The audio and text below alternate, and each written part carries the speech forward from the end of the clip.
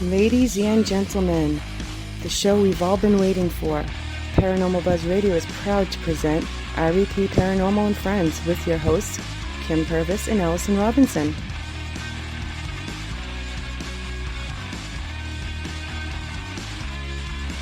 Live every Thursday night on Spreaker, 8 p.m. Eastern, 7 Central, 5 Pacific. Be sure to check out their Facebook page, REP Paranormal Busters.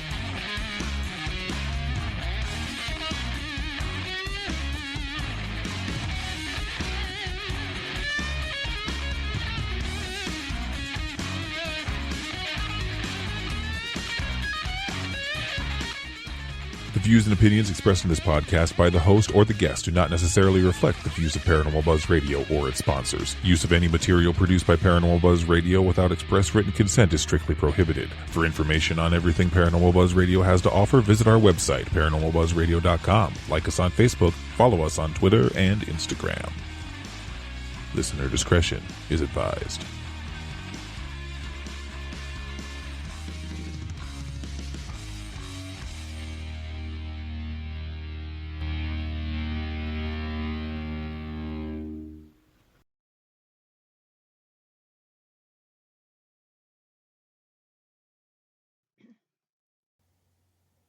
Hey everyone, welcome to another night of REP Paranormal and Friends.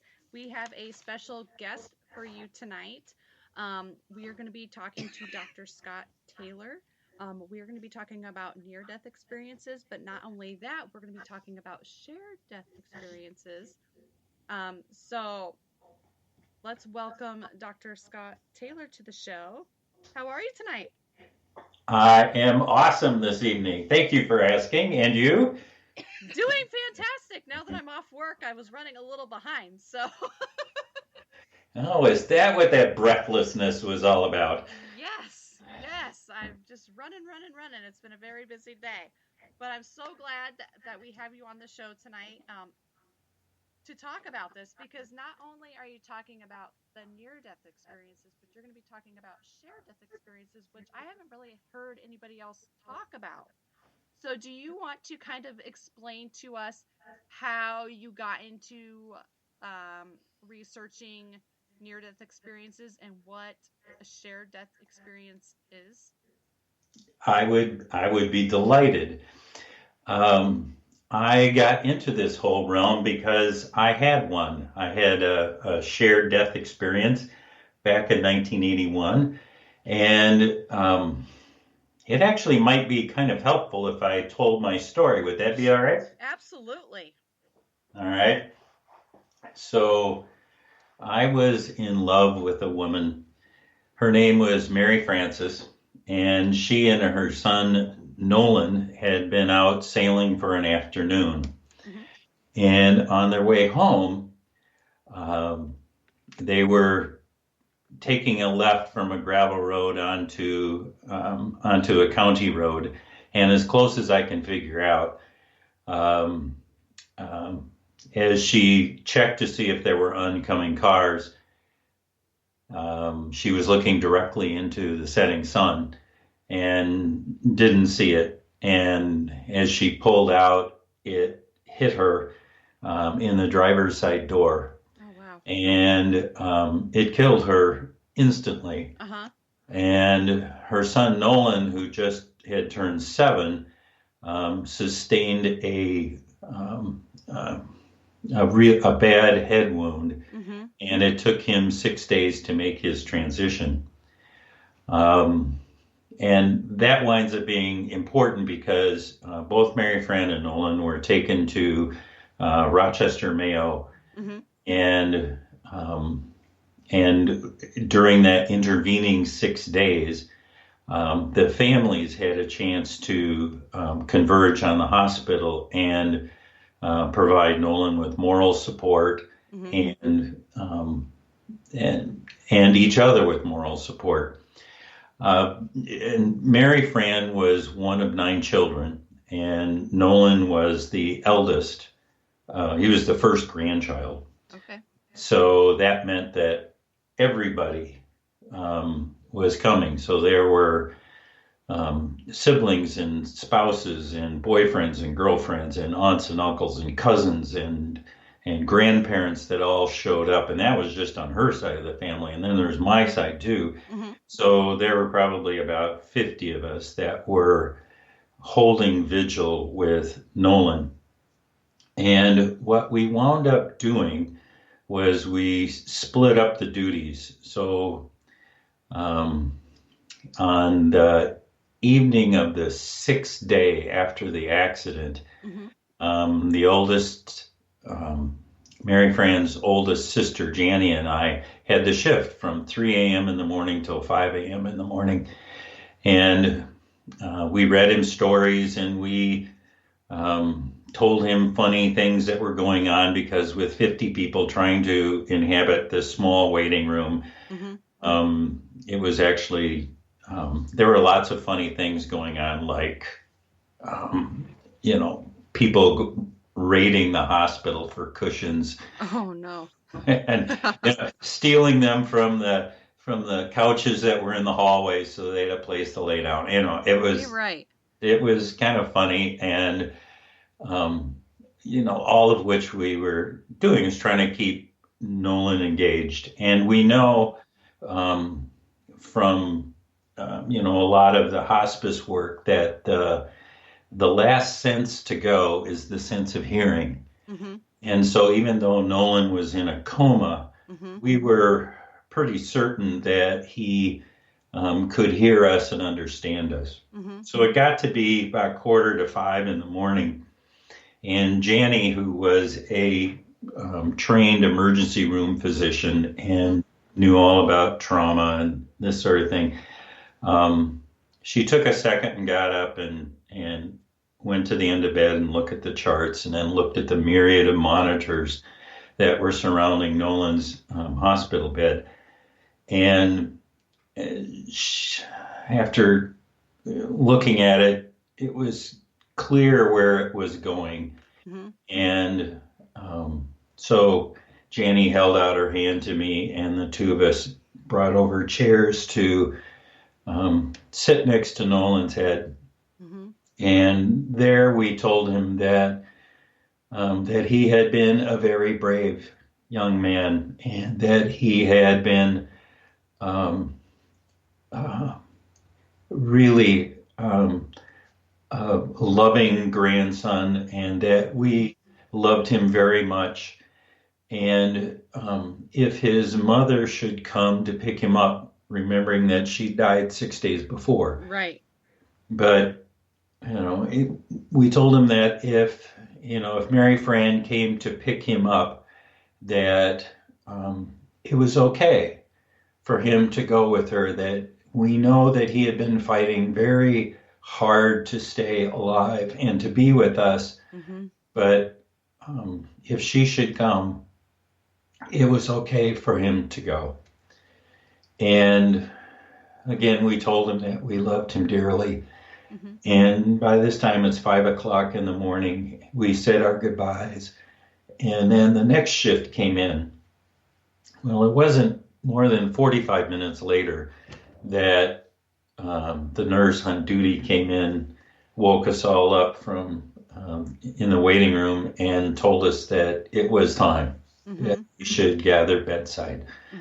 And so this whole raft of people filed into this little hospital room. And as it turned out, I was one of the last people to enter into the room. And by the time I got there, it was already 4 deep around the bed. And I thought, well, that's silly. So I just wound up sitting on a windowsill next to Mary Fran's youngest brother, Willie. And we waited. And you could see how the heart monitor was getting slower and slower and slower. And then there came that ominous tone of when he flatlined. And when that happened, what I witnessed was Mary Fran coming across the veil and scooping her son out of his physical body. Oh my gosh. And the two of them had this exquisite reunion, as only you could imagine, between a mother and son. Mm-hmm. Mm-hmm. And they were in this embrace, and somehow I got to feel what that was like.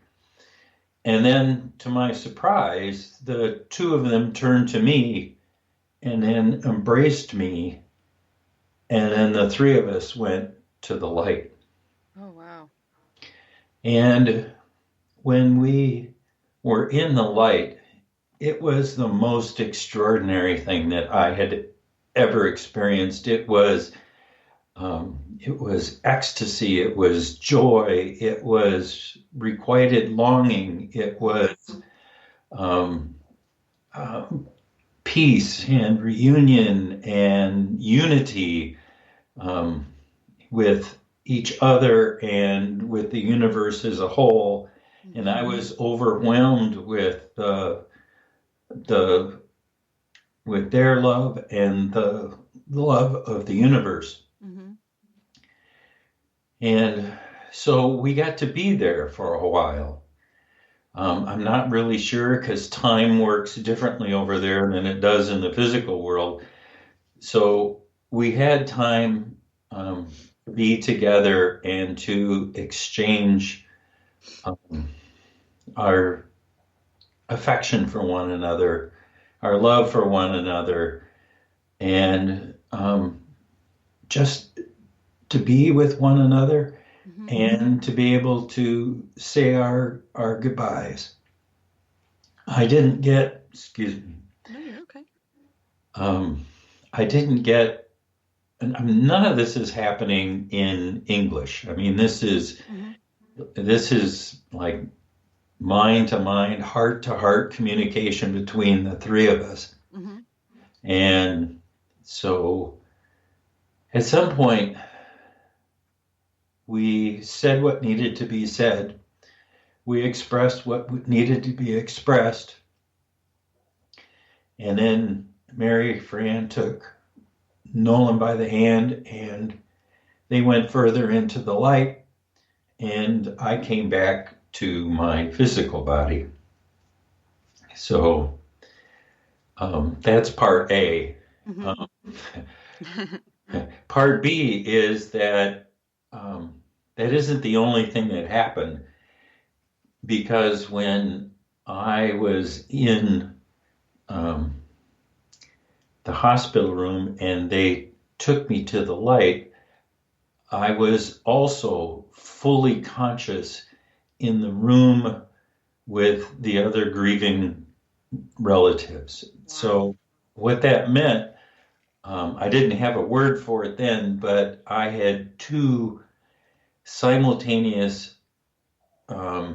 perfect consciousness. I was conscious in two places at once. Now we would call that bilocation. Mm-hmm. But I know that to be true, because as I'm sitting there on the windowsill, right next to Willie, it is like the love of the universe is inside me, and it is just bursting out. It's trying to get out, and my face and my countenance, just in general, had to be. I mean, I was in this exquisite, wonderful, loving, ecstatic space, and my face showed it. And what I quickly realized was that if anybody had turned to me and looked at me, they would not have understood, and it would have been misinterpreted. And so I did the only thing I could think of, which was to cover my face with my hands. Mm-hmm. And, and I remained like that until I came back to my physical body, until both of those consciousnesses reunited again in my physical body.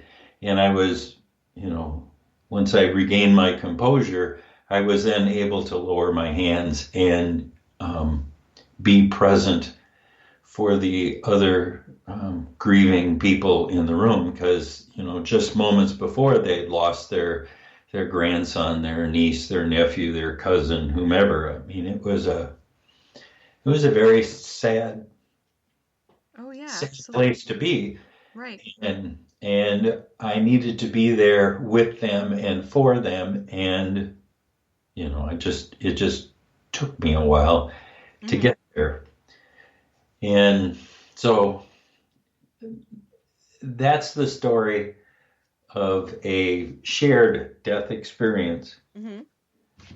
Um, so how I got into it was um, more more specifically, I was doing my doctoral work at the University of St. Thomas in Minnesota. Mhm. St. Thomas is Minnesota's largest private university, and it has a wonderful leadership program, which was what I was taking. And when it came time for me to do my dissertation, I sat down with my dissertation chair, Bruce Kramer, Mhm. and we were talking about things that I might be interested in. And one of my ground rules was that I wanted to talk about um, God and spirituality. That had to be a central piece to my dissertation. And he actually suggested that I investigate near-death experiences. And I went, huh, that sounds interesting. And when I was doing my due diligence at the very beginning of doing that research, you read everything. It's called the literature search, and I found this little book by PMH Atwater, which was really unusual because normally she writes books that are about 1,200 pages. They're just tomes about near-death experiences. Oh wow. And anyway, so I'm reading this book, and somewhere like chapter 8 or 9 or something, it was later in the book, there was this one paragraph that said, sometimes when people are bedside at a person making a transition, the person bedside gets to go with that person making the transition Mhm. and experience what they experience in the light, and this is known as a shared near-death experience or an empathetic near-death experience. Mhm. And in reading that one paragraph, all of a sudden, I knew. I hadn't a word for it because, frankly, I had never considered near-death experiences as something that had happened to me, because I didn't have any of the prerequisites, which was, that your body, it undergoes such trauma that it physically dies. You leave, have an experience, and then come back again. That just didn't sound like me, Mhm. because I had no physical trauma. I was sitting on a windowsill, Right. and yet I had um, that experience with Mary Fran and Nolan of being with them in the light and going into the light. Mhm. So it was like I found my tribe.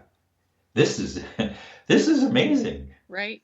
And so I started investigating near-death experiences. It was um, the topic of my dissertation, which was discovering and living in unity. That's the title of the dissertation. Mhm. Anyway, so I had this experience of all of a sudden now having a tribe and looking at what this was about. And it wasn't until about 10 years ago Mhm. that Raymond Moody wrote a book, where he renamed that, I think more accurately, as a shared death experience, Mhm. because I certainly wasn't near death. Right. So he called it a shared death experience. Mhm. And just recently, William Peters wrote a book about the first big study on shared death experiences. It had 800 people were in his study. That's a lot. Yeah, that is a lot. And it pretty much nailed down the fact that shared death experiences and near-death experiences are part of the same genre. Only there's some subtle differences between the two, not much. So it clearly they're in the same camp with each other, and we have found. So I've had a chance to have many conversations with William Peters. I'm in that book. Oh, cool. It's called At Heaven's Door by William Peters. And what he said about shared death experiences, which I know to be true, and I think it's insightful, is that there's two basic requirements that need to happen in order to have a shared death experience. One is that the person who's bedside needs to be in a calm, receptive state. Okay. And that person needs to have a heart connection with the person making the transition. Mm-hmm. Well, that was certainly true in my case. I had just been, sitting on a windowsill for probably, I don't know, felt like a half an hour, waiting for Nolan's heartbeat to go silent. Right. So I wasn't thinking of anything in particular other than just monitoring what was going on. Mm-hmm. So that was true. Nolan had never known his biological father. Mm-hmm. Didn't know who he was. Mary Fran chose not to tell him because the father disavowed anything to do with the pregnancy or with the child, or did not want to be part of Nolan's life. And so, not a healthy thing. So she, had chosen not to tell him who that was. Mm-hmm. And for me, what that meant was that, Nolan wanted to be like any other child who's 7 years old. He wanted to have a father. Mm-hmm. And when I started dating Mary Fran, he had placed in me kind of that role as Mary Fran and I grew closer and closer, and we did more things together. Mm-hmm. He had placed in me kind of that father role. Mm-hmm. And so it was a natural that Nolan would reach back and pull me into the experience. And since both of them were there, both Mary Fran and Nolan, I don't know who exactly extended the invitation, but that's the second thing, is that the person who's making the transition is the one who makes the invitation to the one who is bedside. Okay. And so that was clearly true. I felt that pull. Mm-hmm. And it's not dissimilar from what I felt when Mary Fran scooped Nolan up out of his physical body. It had that sense of being together. Mm-hmm. Mm-hmm. And so, yeah, you need actually it's those three things. You need the person bedside to be calm, and second it'd be that there's a heart connection, and third there was that invitation from the person making the transition back to somebody who's in the physical. And when all three of those are in alignment, then it's possible to make this to have a shared death experience. So that's my story and how I got into it. Oh, wow. That is a very powerful story, too. So now I know that you have some CDs out for guided meditations. Now, is this like to help us experience what it would be like to have a near-death experience, or can you elaborate on that for us? Oh, sure. And thank you for asking. Yes. Yeah, I have spent 35 years being a meditation instructor for the Monroe Institute. They have a very specific way that they approach meditation. Mm-hmm. It's very effective. It uses binaural beat technology to help you enter into and hold expanded states of awareness. And I don't know why it took me so long, but about 25 years into it, I said to myself, well, shoot, what if we use this technique to explore the non-physical world of the near-death experiencer and see if we can marry those two? And it took me a couple years to figure out how to use their technique Mm-hmm. to go and visit the same places that near-death experiencers go to, and it works. It works beautifully, as a matter of fact. Mm-hmm.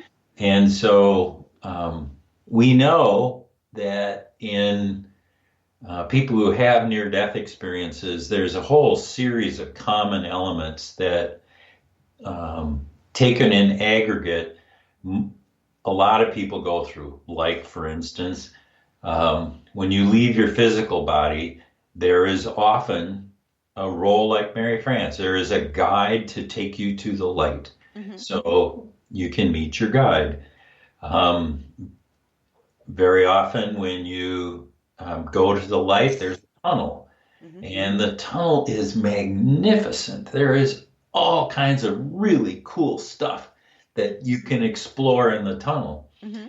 And then out of the tunnel, you enter into the light. And the light exists in 3 different flavors. There's white light, there's black light, there's clear light. Okay. And I'll explain those in a little bit. Yes, I was going to ask about that. Hold that thought. Okay. So, and then there's, the reunion with the dead relatives. You can go there and do that. There's a life review. You can do that. There's the Crystal City, where there's the universities and the Akashic Records and the Healing and Regeneration Center and all of the expertise centers. They're all there in a place called the Park. And so, oh yeah, don't forget, there's these divine beings, these beings of light that you get to have exchanges with that help you through this whole process. Mm-hmm. So, the only way that you could do that up till now was to have a near-death experience. But, well, I would never, ever recommend that somebody do that, because Yeah. it's such physical trauma that your body dies, and a lot of people don't recover well from that. They're permanently wounded, they're disabled, just Right. all kinds of bad things come from beating your body up like that. Oh, yeah. Well, so now what we know is that we can go to, say, the tunnel. We can go to the tunnel using meditation, and it's kinder, it's gentler, you don't have to be thrown into this environment and not know what you're doing. That's part of the problem with people having near-death experiences, is they're thrown into this space where they don't know what to do, and it just kind of happens to them. as opposed to when you're doing it from a meditation standpoint, you're in control. You can go at the pace you want to go to. You can talk to who you want to. You can put out intentions to meet certain people in your lives. Maybe you want to talk to your dead grandmother, Jenny. Right. You can put out the call and Jenny will respond. So, so that's a really long answer to yes. The whole point of these albums is to give people a taste on how to enter into and hold these states of expanded awareness in such a way that you actually have time to do some exploration. And they come with guidebooks, and so that's a lovely thing because I give you instructions on how to do it, and it's like take your time. just relax into this whole thing. Yeah. It's a state that's unfamiliar to most people, and so it takes kind of a little getting used to in how you get information and how do you put out requests, and there's little tricks of the trade that come with guidance, and that's why it's really helpful to have something like that. I highly recommend people who are really interested in exploring the non-physical universe using the cosmology of NDEs. We have a 5.5-day course where we go into the afterlife 25 times. Oh, wow. So that by the end of the week, you know exactly what's going to happen, and you know who's going to be at the reunion party, and you know how to do a life review, and you know how to navigate around in that area called the park, which is the area of light between lives. When we leave our physical body and we're waiting for our next incarnation, that's where we hang out, and we get to do all kinds of really fun stuff. So we do it, and there's something really special about doing it with a group of people, everybody doing the same exercise at the same time. That group energy really helps propel people to maybe have some more success than they would on their own, or sooner. I'm on your own, you can get there absolutely. It just may take a little bit longer. It's nice to have a couple of guides along the way, plus people who have their own expertise. So those are available at neardeathmeditations.com. Neardeathmeditations.com. Thank you for that little bit of commercial. Yes, absolutely. I'm writing it down, and I'm going to put it in to our chat here, to our chat group. So thank you. Yeah, absolutely. So what can you explain those lights? Because I did read a little bit about that, about the clear and the black. But you said there was another one? Yeah. So I think most people are familiar with the white light at the end of the tunnel. Right. And I mean, it's all over television. I mean, heavens, even Harry Potter had one in the last film. You may remember he had battled with he who shall not be named. Right. Yes. And he wound up in this gray area, and he walks out of this mist with Dumbledore at King's Cross Station, and they have a conversation. He learns things that he could never have known in the physical world, and then he comes back again to complete his altercation with Voldemort. Anyway, that's a classic near-death experience, and he is in that would be a white light experience, even though there was gray fog at the beginning. But it feels like an everyday experience, except some people will find themselves in this brilliant space. Very often they'll describe it as like it's brighter than 1,000,000 suns, but you can look right at it because your non-physical eyes aren't hurt by that much light. And I had a really interesting, a couple of people who are very curious. Yes. And when they were in that space, they were curious enough to turn around and look behind them to see what their shadow looked like. Oh, And there isn't any. I bet not. Yeah, probably not. So, I mean, the point of that is that they become the light. They become one with the light. And so there is no difference. So, of course, there wouldn't be a shadow. So, it's a very intense light-filled experience. So that's the white light. Okay. Clear light, which is the experience that I had, and it's also not very common, is if you were to have it right now, what you would discover is that the desk that you're at, the paper that you hold in your hands, the pen or the pencil, everything starts to exude its own light.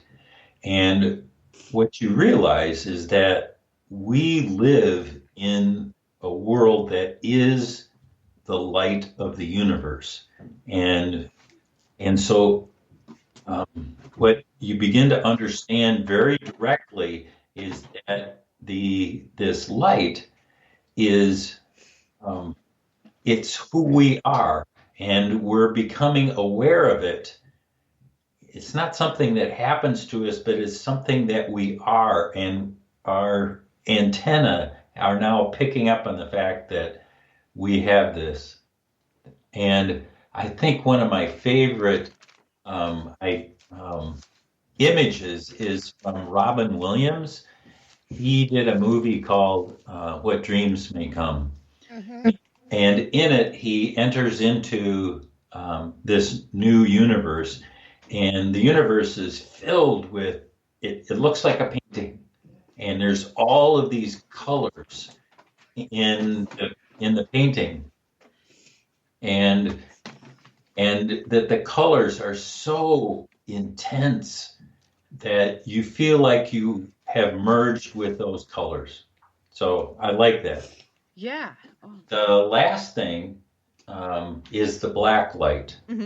And virtually everyone that I have talked to who has had a black light experience, as they describe it, they cross their arms on their chest, and then they kind of rock back and forward as they tell me about how they were so held, so loved, in a place of unconditional love. I've heard more than once black light described as the womb of God. Isn't that lovely? Isn't that lovely? Yeah. And wow. So the black light is that place where everything exists before form. It's if you're a Old Testament fan, Genesis 2 talks about in the beginning there was the void. There was this deep, dark place, and everything existed there, and then God created light, and then out of the light, he created, the worlds and that sort of thing. But this space is referred to as the void, or it's referred to as source. It is where all things spring from. It is hence the word womb. It's this is where we have an intention and we place it into this black light. The black light organizes itself to bring forth your desires. And so this is the place of manifestation. That's how how manifestation works. That's how we have things in the physical world, is because they came out of this this deep, dark space. So there you go. Yes, because the reason why I brought up the lights is after, I had done some reading and some things that you had talked about, is because, mostly when you hear stories, you hear everybody saying that they saw a white light. So I Yep. was very curious when I heard that you said that there was like a black light as well. So that is that does make a lot of sense. Now, when you're in that though black light, does that mean that you are waiting to be reincarnated, or what's No, um, no, it just means that you're being held Mhm. by the love of God. Okay. And it's the primal love of the universe. It is the the love that is the foundation of the universe and that nurtures us all. Hmm. And and so it's a direct experience with that source energy, that source love. Gotcha. Yeah. Um, yeah, actually, if you're waiting between, that usually takes place in the park, Okay. which tends to be a white light experience. Hmm. Um, and you're right. Um, One of the things we know about near death experiences is that everyone's is unique. Nobody has one that is like anybody else's. Right. And that seems to be because, we are culturally bound. And so the universe organizes itself to bring you the experience that you need to have in order to move forward. And um, and so maybe it's white, maybe it's clear, maybe it's black. That it's what you need. Hmm. And that's one of the subtexts of near death experiences is that you get what you need. That's the catchphrase. And it's a wonderful thing, because if you need to have an exposure to the light, that's what you get. If you need a kick on the side of the head, that's what you get too. Yeah. And there's some of that. Some people get there and they go, essentially what the light is telling them is that, you're messing up, dude. Yeah. You we gave you this wonderful opportunity to get accomplished those things that you want to get accomplished, and you're messing it up. You're not anywhere near where you should be on your path. So let's get cracking, okay? I mean, Right. there's some of that talk that happens there. And, sometimes it's a test. That's not the right word. A challenge, maybe, Hmm. because maybe sometimes we need to move to the next level, and in order to do that, we need to confront something. Maybe it's confront one of our fears, or an understanding that we have to let go of in order to move forward. Those are presented to us, and we get a chance to let those things go. We get a chance to see another way and to begin to appreciate how life in the physical could be so much different with a different mindset. Hmm. And yeah, and it comes um, out of this experience of being in the non-physical and being with the light.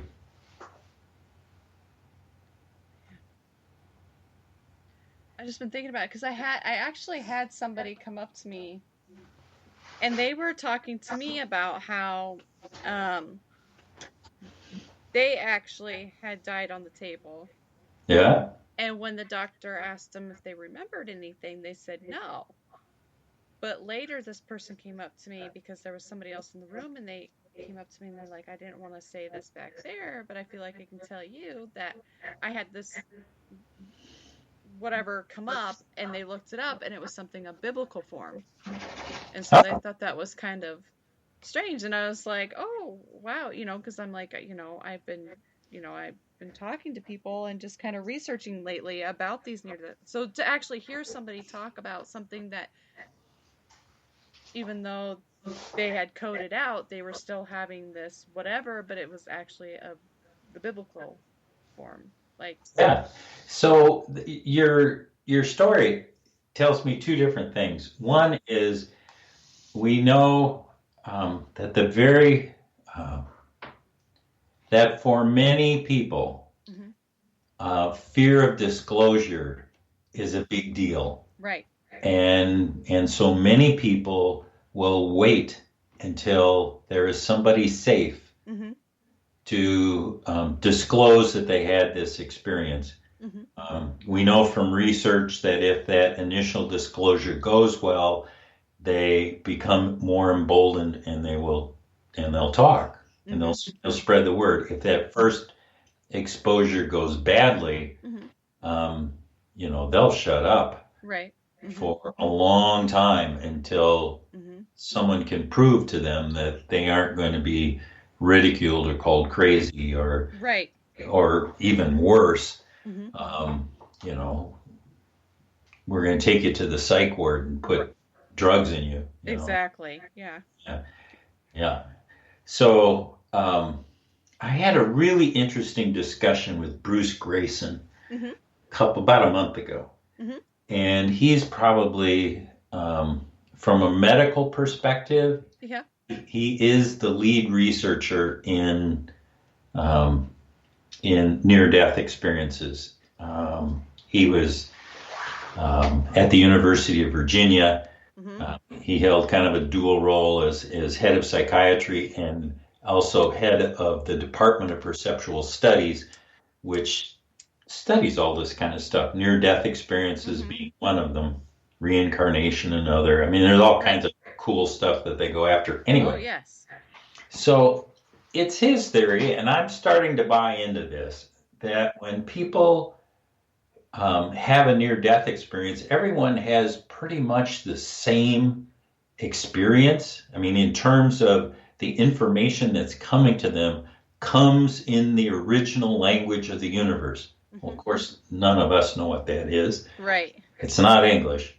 Mhm, So, so what happens then is that we have only our own experience to draw from. So if we get um, this connection or this communication that says, hi, I'm a divine being, you know, mhm, some of us might go, oh, well, that's an angel. Another person might go, oh, that's Jesus. mhm, If you're from another tradition, you might go, oh, that's my totem, right. or that's Buddha.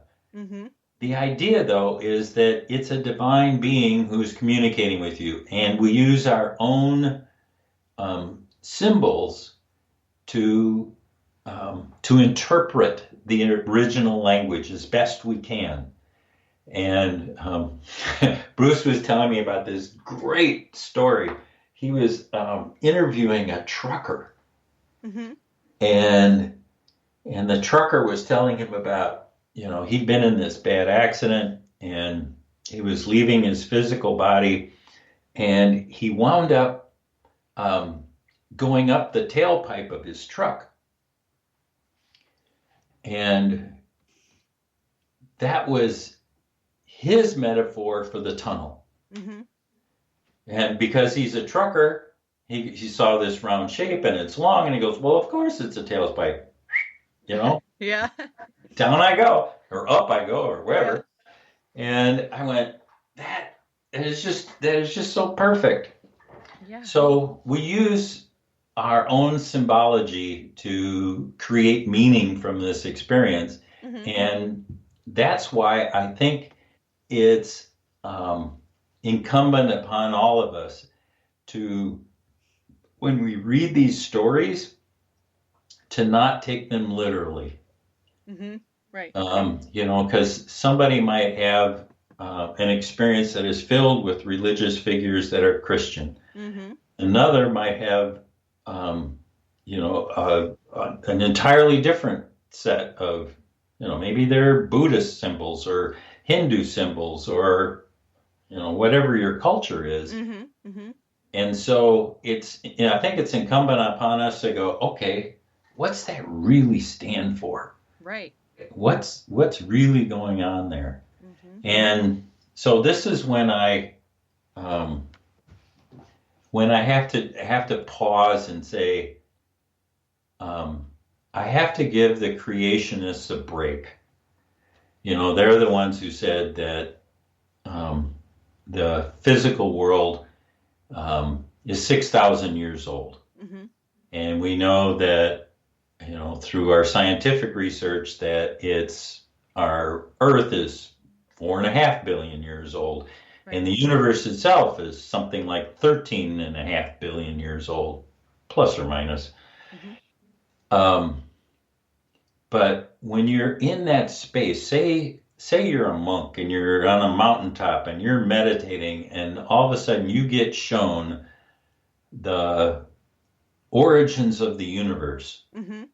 and you come back and you're trying to describe to people who live in the 3D world that we live in, right, that the universe was created in a space that doesn't have time. Mm-hmm. The non-physical universe doesn't have linear time. Right. Everything happens all at the same time. Mm-hmm. And so you're trying to describe how the physical universe was created, and then how the world was created, and then how humans are created. Then it becomes tongue-tied, because mm-hmm. you're trying to describe something in a language that is definitely linear, these nonlinear concepts. So this is when I go, all right, we're trying to describe something in another dimension using the language that can't possibly describe it, but we're doing the best we can. Right. And so, it's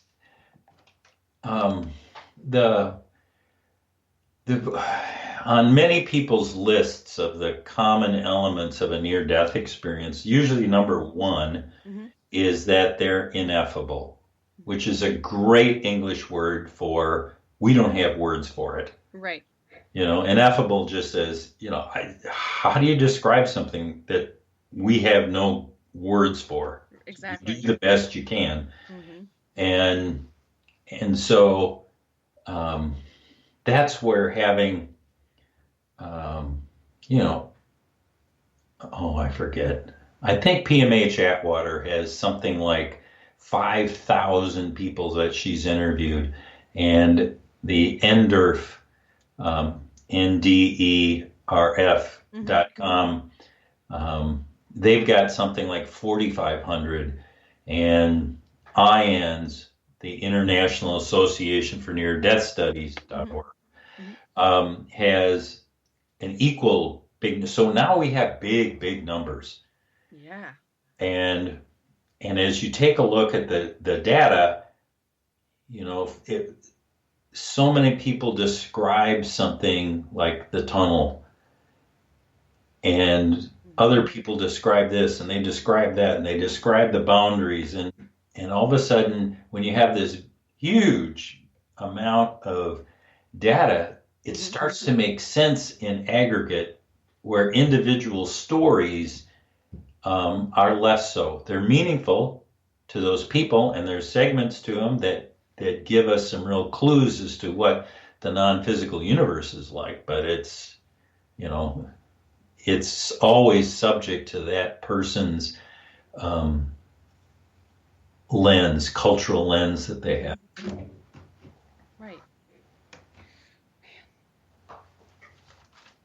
So interesting. This will be interesting because, like I said, when we had talked to you earlier, we have a guest that's going to be on at some point that's going to talk about their near-death experience. So this kind of gives me some light into that, because I haven't actually talked to somebody who has a full-on experience. So this kind of helps shed some light on that, to say the least. I think the thing that's interesting for me are two questions, as long as we're doing this. Yeah. One is to ask, what effect has it had on your life? Right. Mm-hmm. And it had a profound effect on my life. Mm-hmm. I wound up studying it. Searched the world over. I became an expert in this meditation technique, and now have, are teaching other people. And I mean, it's from that one from that one incident, right? Everything has changed. Mm-hmm. And what we know, there is a difference between a near-death experience and a spiritually transformative experience. You'll see that in the literature, often abbreviated as STE, spiritually transformative experience. And the dividing line between the two seems to be if you had an experience with the light, however brief, just milliseconds, it doesn't make any difference. If you've touched the light, that puts you into the near-death experience camp. If it didn't, it puts you into the STE, the transformative experience. And the difference between the two is that in a spiritually transformative experience, the memory of the experience tends to degrade over time. You lose the details. It becomes less and less important over time. On the other hand, near-death experiences is just the reverse.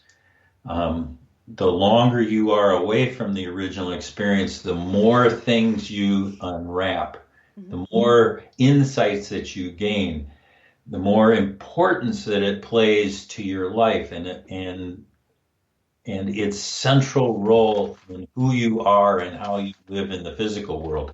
So there's a very clear demarcation line between the two.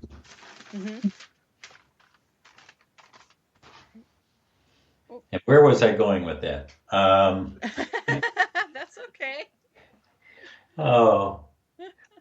The other thing that I think is really interesting for people is to tease out, because it is, what are the after effects?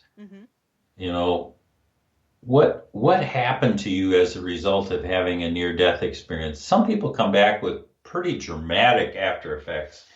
They're psychic. They become healers, energy healers.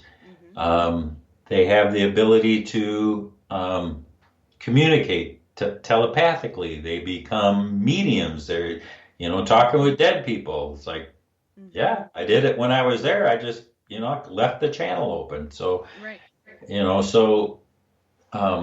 there's those kinds of things. And then here in the physical world, it's we become less religious and more spiritual. We become really sensitive to sound and light. You don't need as much medications, for instance. Everything is heightened. Working with electronic, it's just a pain in the butt. Because like digital watches quit working. Yes. Computers just blow up. Or they all of a sudden decide to just quit taking your password. Like, what? Yes. I have a weird one. Is if it's, say, like nighttime or twilight or something, and there's street lights on. Yes. And I'm driving down the street, they'll turn off in front of me, and then turn on behind me. Oh, wow. Oh, gosh. Like, I'm sitting there going, well, that's kind of a cool trick, but what earthly use is that? Yeah, exactly. I mean, I haven't had a near-death experience or anything like that, but I can't wear certain types of like I can wear a digital watch, but other types of watches I can't, because within wearing them for like maybe a week or so, they completely stop. Yep. My dad's the same way. He can't wear them either. Yep. You got a lot of energy running through you. Yeah, I'm to say the least. Kim's probably over here rolling her eyes. Here's an interesting question that I've wound up asking people, Yeah. and are you afraid of death? And Yeah. and almost universally, Mm-hmm. 99% of them say, absolutely not. Mm-hmm. I I know where I'm going. I've been there. It's wonderful. Mm-hmm.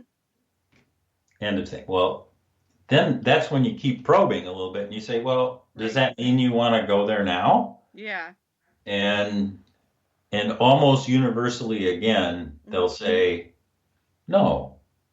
This life in the physical is a beautiful gift of the universe, Right. and that we are here to learn from and enjoy this duality that we're in. Because when we leave our physical body, we're in the world of unity, Mm-hmm. where everything is connected to everything else, and you know everything. But down here in the physical world, we don't. We live in this world where it's apart, Mm-hmm. and and and that's an interesting thing is to get people, do you want to be here? Right. Yeah. And the other thing was that I've been teasing out lately is there a difference between being not afraid of death at the soul level and not afraid of death on the physical level? Mm-hmm. And um, and when we start talking like that, what I have found out is that at the soul level, same thing. Everybody's going, absolutely, I know where I'm going. It's a benevolent universe. Mm-hmm. I'm going to a great place. Right. On the physical level, however, Mm-hmm. our body is wired for survival. Exactly. And so it's not as crazy about the whole dying process. Mm-hmm. I think Woody Allen said it best.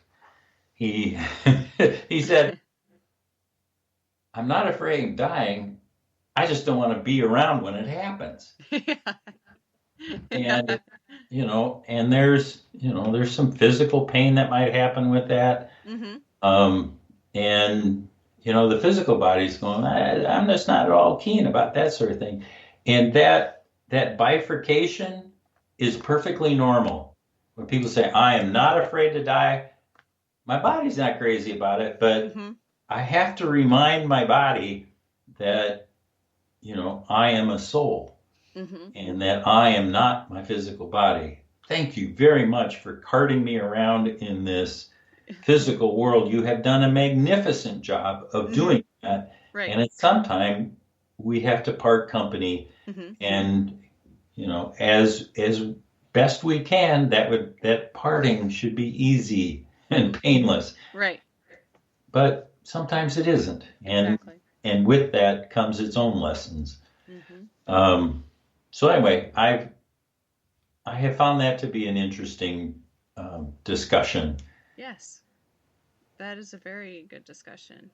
I'll have to keep that in mind because I'm sure we'll have some more because this has been like an oncurring thing. We've had a couple other people talking about near-death experiences just recently. So it's just kind of coming out of the woodwork here lately. So And isn't that a wonderful thing? Yes.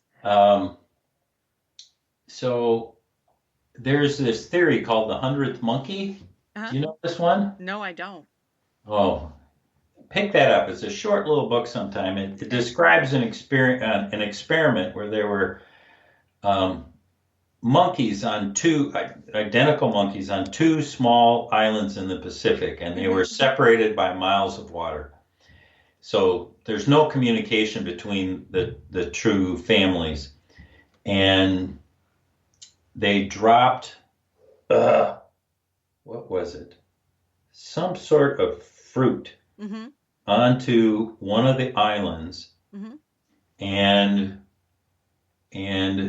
one of the young ones figured out that if you wash this fruit, it was really tasty.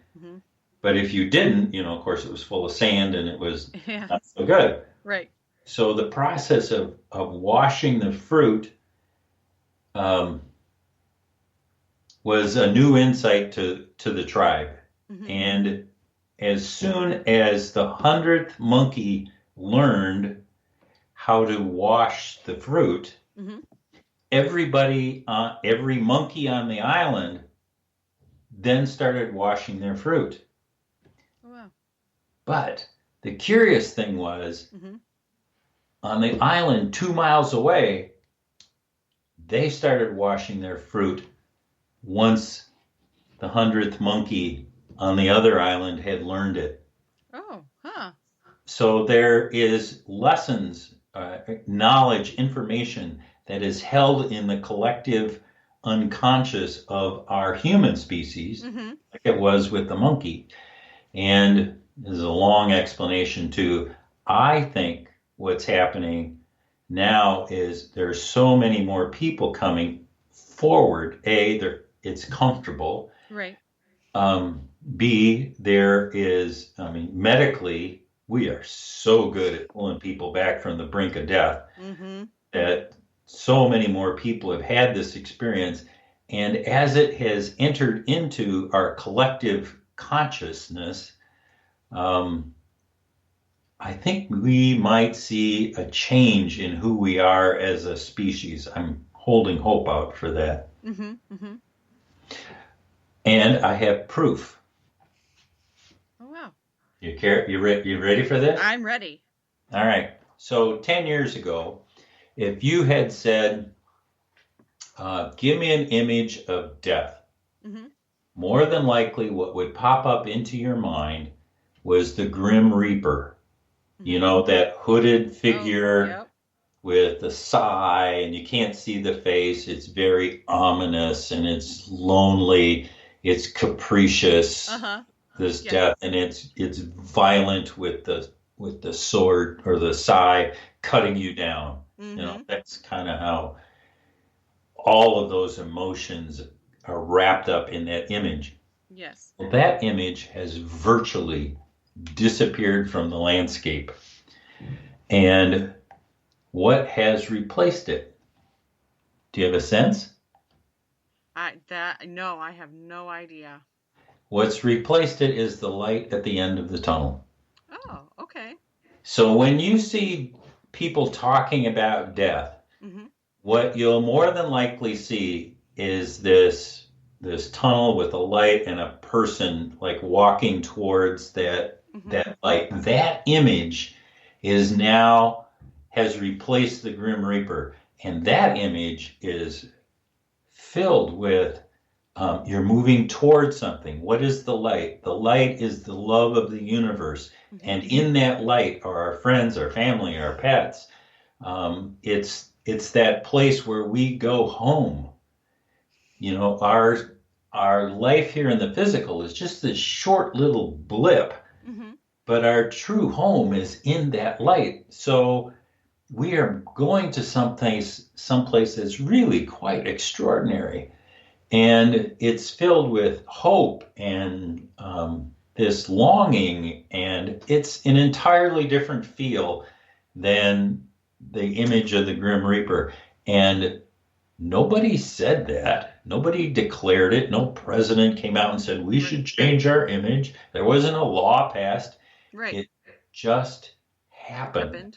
Mm-hmm. Because people like the University of Virginia and IANS, the Association for Near-Death Studies, and NDERF, and the myriad of people who wrote books about their experiences, all of those have fed into the culture to say, we need to rethink about what it means to die and what it means to us as a species, because if we truly knew that we live forever, that we live forever in this beautiful, benevolent universe, it would change how we live our life in the physical. And I think more people are now choosing to come from a state of love versus a state of fear. And I mean, we aren't there yet. I mean, Right. Lord, look at the world today. Yeah. But it is, in my mind, it's the last gasp of a dying worldview. Mm-hmm. That we are moving to something that is really quite extraordinary and the next evolution of our species. It does make sense, but it's probably going to take a little while to get there. But yes, I do see where you're going with that. I'm wondering when the 100th monkey will happen. Yeah, exactly. Might be a little while. Hopefully sometime in our lifetime, but you never know. Well, there's been a couple of studies that anywhere between 3% or 10% of the population, mm-hmm. somewhere in there, that believe a certain thing, mm-hmm. then everybody jumps on board. So mm-hmm. the number isn't that big. Mm-hmm. And we've already seen the effect with the changing symbology around death. Right. So we don't have to convince 90% of the people. We only have to convince 4 or 5 or 10%. Right. Exactly. We are out of time. We went over time. No! We went over time a little bit. I still have some more questions, but we are over time. But if you would like to give us some information on where people can follow you, find you, if they want to ask you some questions. I would love that. There is a wonderful contact thing on my website, neardeathmeditations.com. Okay. And I have a podcast called The Afterlife Files. So just go to YouTube and type in the search bar, The Afterlife Files, and you'll find me. Okay. And that podcast is available on all of the, Spotify, Google, Apple, yada, yada, all the formats, they're all out there. So yeah, come take a look. Yes. I have a wonderful, this is relatively new. I have 4 interviews that are out on my YouTube channel, and one of them is William Peters, who is the guy who did the study about shared death experiences. Yes. So, that in itself is worth you finding me, because yes, absolutely. It's new information. It's only about a month old, so it's well worth becoming aware of what he has to say. Anyway, neardeathmeditations.com. Yes. The Afterlife Files. The Afterlife Files. I did put it in our chat. We'll share it on our social media as well. So whoever's listening or listens to our replays, make sure you check out Dr. Scott Taylor at neardeathmeditations.com and also on YouTube at the Afterlife Files. So make sure you go check him out. If you have any questions, look him up on his website. I'd like to thank everybody who was in chat. I usually like to give shout outs to everybody who was in chat. We had Matt, Shay, Kim, Darren were in chat. And then we had Allie, and there's somebody else, I'm not sure who your picture was, that was up there, but you just didn't join into the chat. So thank you, everybody who was in chat. Thank you, everybody who was listening but not in chat. We appreciate each and every one of you. Make sure you guys check out next week's show. We have Les Velez on. He is from the Opus organization for the Paranormal of Understanding and Support, and he'll be talking about that as well as UFOs. So check that out. Thank you once again, Dr. Taylor, for being on. It was a pleasure. Sorry we ran out of time. There was so much information. I didn't get to some of the other things about the rules and things like that.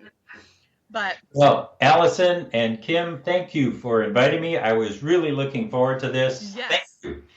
Absolutely. Thank you very much. Peace out, everybody. Until next time.